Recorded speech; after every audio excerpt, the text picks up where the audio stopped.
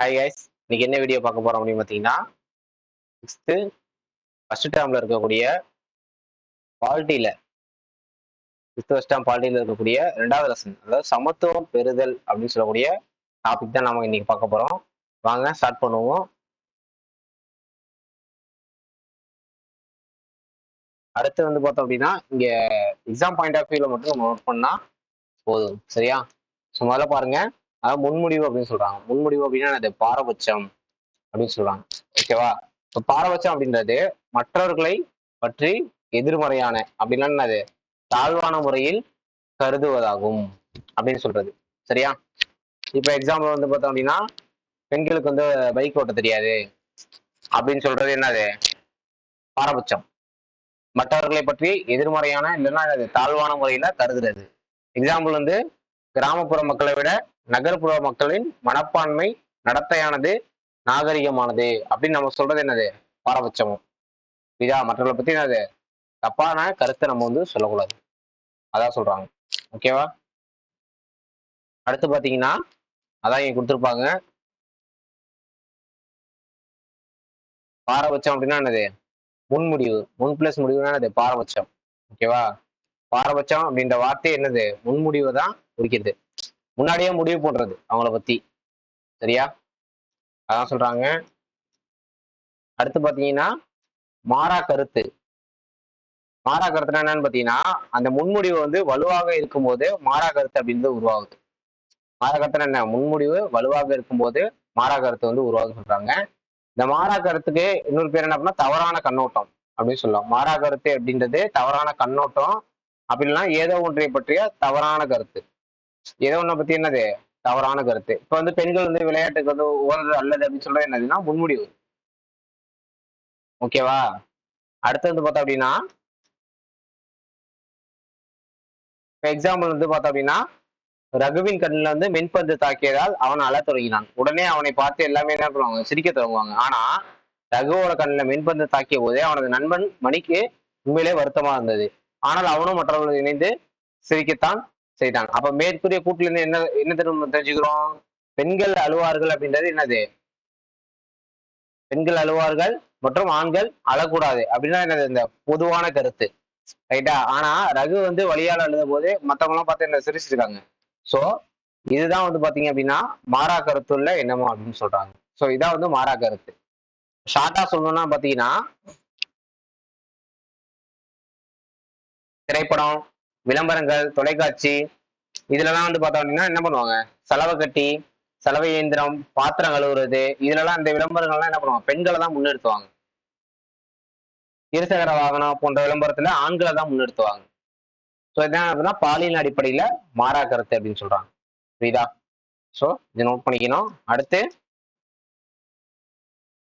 சமத்துவமின்மை அப்படி இல்லைன்னா என்னது? பாகுபாடு. இப்ப சமத்துவமின்மை அப்படின்னா ஒருவர் வந்து என்னது மற்றொருவரை பாகுபாட்டோட நடத்தணும் அப்படின்னா அதுதான் வந்து சமத்துவமின்மைன்னு சொல்றாங்க. அது வந்து சாதி ஏற்றத்தாழ்வா இருக்கலாம், இல்ல மதம் சார்ந்ததா இருக்கலாம், இல்ல இனம் சார்ந்ததா இருக்கலாம், இல்ல பாலினம் சார்ந்ததா இருக்கலாம். சோ இந்த ஏற்றத்தாழ்வு தான் என்னது? பாகுபாட்டை உருவாகுது, ரைட்டா? மக்களுக்கு எதிரான எதிர்மறையான செயல்பாடுகளே பாகுபாடு. சமத்துவமின்மைனா சமமா பார்க்காம இருக்குது, ஒருவர் மற்றவரோட என்னது? பாகுபாட்டோட நடத்துறதுதான் என்னது? சமத்துவமின்மைன்னு சொல்றாங்க. அந்த மக்களுக்கு எதிராக பண்ணக்கூடிய அந்த எதிர்மறையான செயல்களை தான் என்ன சொல்றாங்கன்னா பாகுபாடுன்னு சொல்றாங்க, ஓகேவா?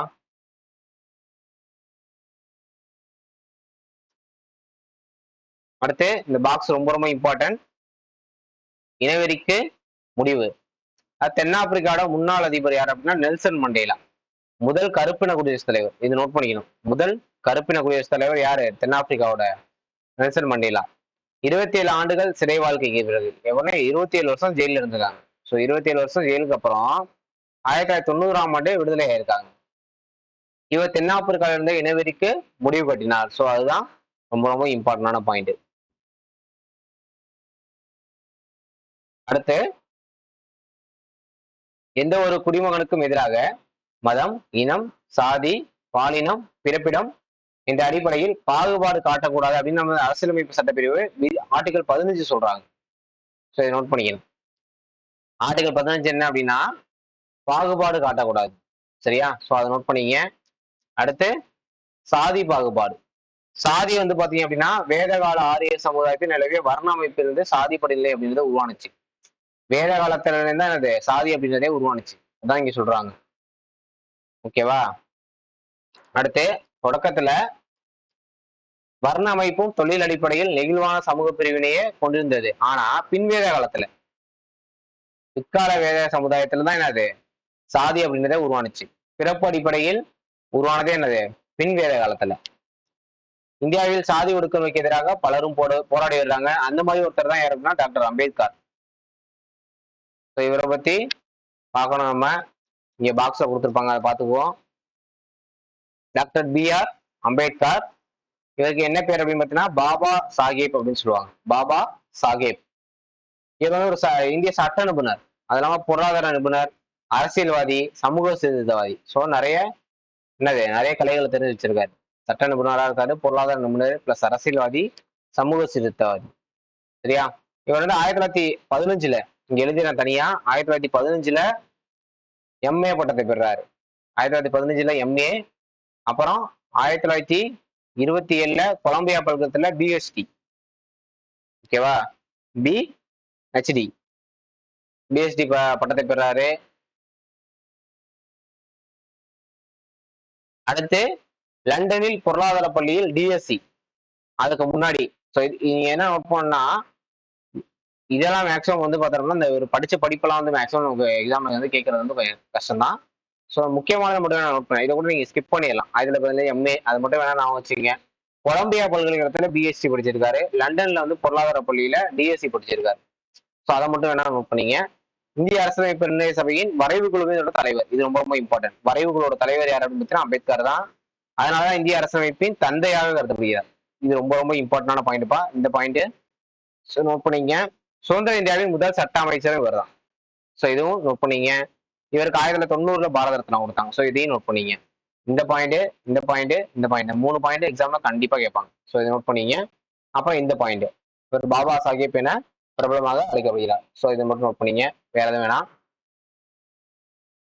அடுத்து வந்து பார்த்தோம் அப்படின்னா பாலின பாகுபாடு அப்படின்னா ஆண்களுக்கும் பெண்களுக்கும் இடையில இருக்கக்கூடிய இந்த உடல் நலம், கல்வி, பொருளாதாரம், அரசியல் இதெல்லாம் பத்தி பேசுறதுதான் பாலின சமத்துவமின்மை. அடுத்து முக்கியமானது என்ன அப்படின்னு பார்த்தோம்னா மத பாகுபாடு உங்களுக்கு தெரியும். ஜஸ்ட் சும்மா ரீட் பண்ணி பாருங்க, வேற எதுவும் தேவையில்லை. இம்பார்ட்டன்ட் மட்டும் நான் சொல்றேன். எழுத்தறிவு விகிதம். ஓகேவா? எழுத்தறிவு விகிதம் 2011 கணக்கெடுப்பு படி என்ன சொல்றாங்கன்னா எழுத்தறிவு விகிதம் அதிகமான உள்ள மாவட்டம் பார்த்தீங்கன்னா கன்னியாகுமரி தான் ஃபர்ஸ்ட். கன்னியாகுமரி தான் என்னது 92%. சரியா? ஃபர்ஸ்ட் இடத்துல இருக்கிறது கன்னியாகுமரி. ரெண்டாவது வந்து சென்னையும் தூத்துக்குடியும் 90%. ஸோ இது ஃபர்ஸ்ட் 2 மட்டும் நோட் பண்ணீங்க. எழுத்தறிவுன்னு கேட்டாலே சென்னை தான் ஃபர்ஸ்ட். கன்னியாகுமரி ஃபர்ஸ்ட், ரெண்டாவது சென்னை. எது கம்மியா இருக்கு அப்படின்னா தருமபுரி. தருமபுரியும் அரியலூர் தான் என்னது படிக்க மாட்டாங்க. தருமபுரினா 64%. ஓகேவா? இது நோட் பண்ணிக்கணும். எழுத்தறிவு வீதம்ப்பா. சரியா? அடுத்து இங்க என்ன சொல்றாங்கன்னா தொழில் வளர்ச்சி, குறைவான வேளாண் உற்பத்தி, குறைவான மனித மேம்பாடு ஆகியவை குறைந்த வருவாய் மாவட்டமும் தொடர்புடையது. அது மாதிரி கல்வியறிவு குறைந்த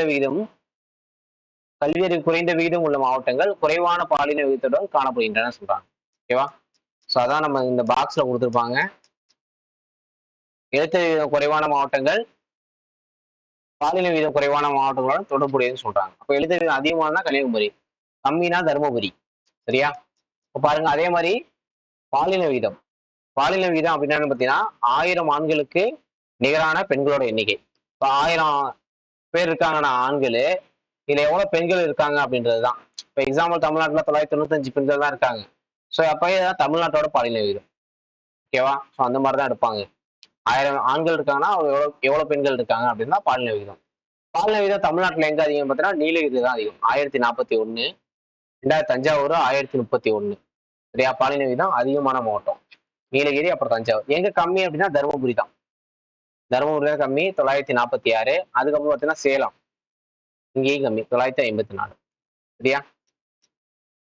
அடுத்து இந்திய அரசமைப்பு பிரிவு 14 என்ன சொல்லுது அப்படின்னா சட்டத்தின் முன் அனைவரும் சமம்னு சொல்லுது. ஸோ இதை நோட் பண்ணீங்க.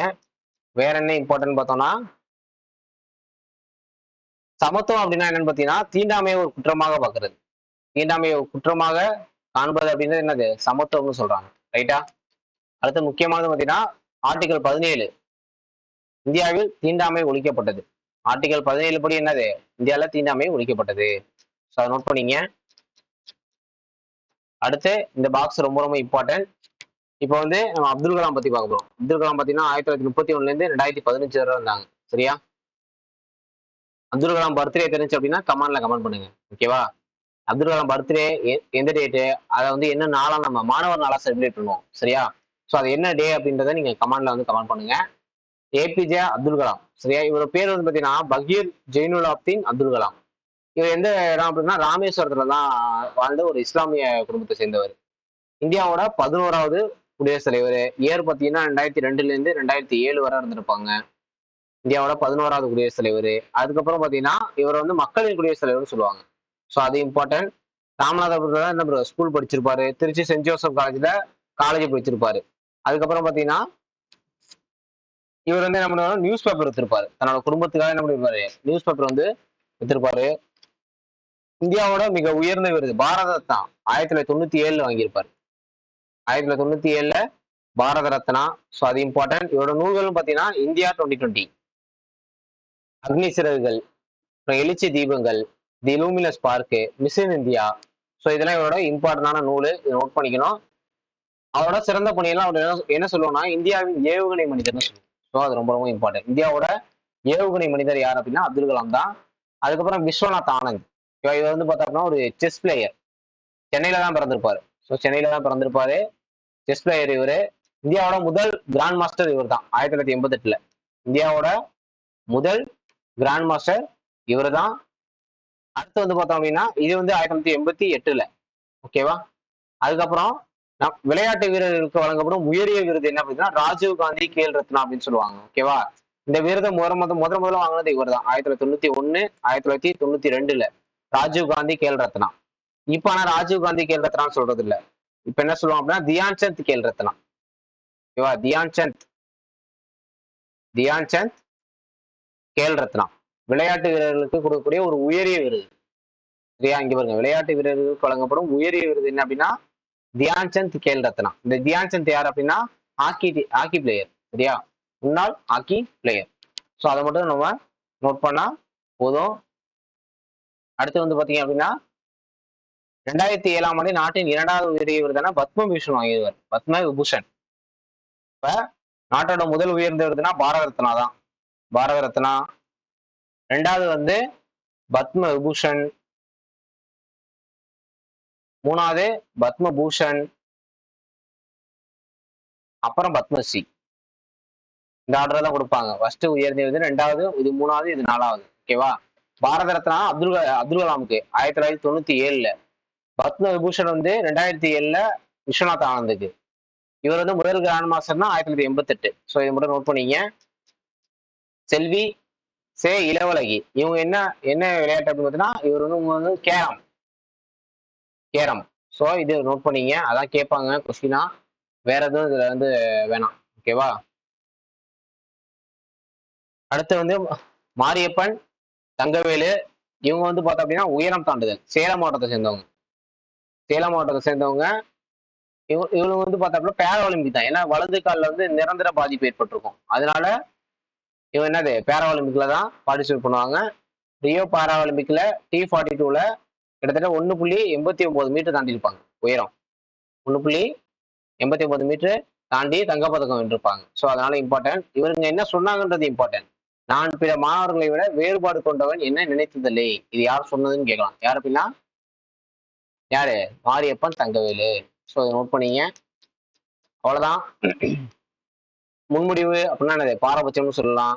மற்றவர்களை பற்றி எதிர்மறையான இல்லைன்னா தாழ்வான முறையில கருதுறது. மாறா கருத்து அப்படின்னு என்னது? ஏதாவது ஒன்றை பற்றிய தவறான கண்ணோட்டம் இல்லைன்னா கருத்து அப்படின்னு சொல்லுவாங்க. பாகுபாடுனா மக்களின் மீது ஏற்படுத்திக் கொள்ளக்கூடிய ஒரு தவறான செயல். பாகுபாடு நிறம், வர்க்கம், மதம், பாலினம் அது அது ரிலேட்டடா வரும்னு சொல்றாங்க. சமத்துவம் என்னது? பாகுபாட்டிற்கான மிகவும் முக்கியமான காரணம் தான் சாதி.